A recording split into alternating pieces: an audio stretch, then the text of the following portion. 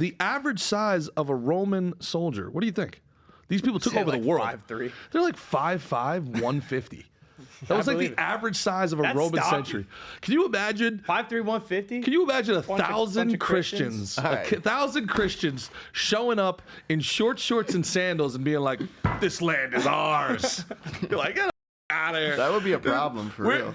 Like, seriously, you got a whole bunch of like Viking-blooded, Gallic people. So you're rolling into Mickey's village, or you're rolling into my ancestors' village. They rolling into my village. It's 5,000 Christians. My people are from the Germanic tribes. We lived right above those Roman faggots, and we were okay. Nah, not really.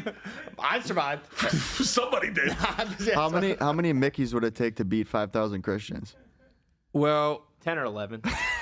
Well, I tell you, the Roman legion was the strong thing. So it's not one Christian; it's 5,000 Christians, all we're moving up in trees, bro. Can you imagine? We're up in trees, and then we're hopping in the water. You know what I mean? I want to get you in a full Roman century outfit one time, and let me just say, it isn't intimidating at all. Like you get you in the sandals. And be like, this guy chaps. Steroid me up for a few weeks. I don't think they're on steroids. What were they doing? They were marching 20 miles a day. They were probably lighter good than you. for you. That's so healthy for you. It's so good for you to walk. People used to do that a lot. They definitely didn't have underwear. They definitely didn't have underwear. They were sunning their balls. Their balls were getting exposure. I don't know about the sun and the balls thing. I've never sunned my balls. Yeah. But just because it seems like a difficult thing to pull off. 5'6", but that makes sense. 150. These guys took over. Bro, it's a different time. People were smaller. Like we just talked about in the heavyweights were 180, 190, and this was just 100 years ago. Yeah. We're talking so many years ago. I don't think they're small for that day. You know? Well, maybe. I mean, they said, remember David and Goliath? Yeah. They said, guess how tall they said Goliath was? Tell me he's like 6'1". 6'6". 6'6". They're like, it's a real giant. It's a real giant. It was probably Shaq, right? Like, I mean, imagine if like Kevin Durant showed up and these people would be like, "What the fuck? Is this a god? Yeah. What the fuck? Yeah. Oh my God. The Romans were 5'6", $150, wearing sandals, took over the world. Wild. Crazy. Yeah. I mean, that's just insane to really think about it. Who's your favorite boxer ever, G? Of all time? Or actually, no. First, who's your favorite Roman dictator or general? Your call. Man, I can go on for that for a while. I like. Give me one. Okay. One in an honorable mention. All right, 6. Fine, dude. Whatever.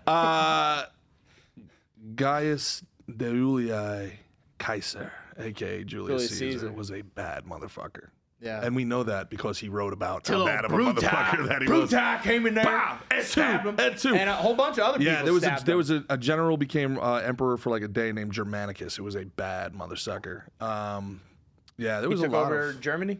Yeah, he subdued, and his son Caligula kind of fucking kind of piece of shit. Well, a lot of these great men kind of piece of shit. Yeah, but Caligula is very interesting because he might be the very first victim of propaganda in history. Oh, really? Yeah, it might not be true. They might have made that shit up about him. The elites hated him, and he treated the elites like shit.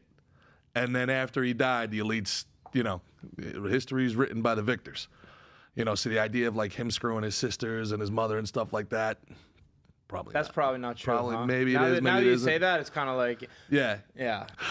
5,000 Christians showing up at your door. 5,000. I'm not going to say Christian anymore because I think people are thinking like the religion. 5,000 Pirellos. Yeah, CPs. Outside your castle walls.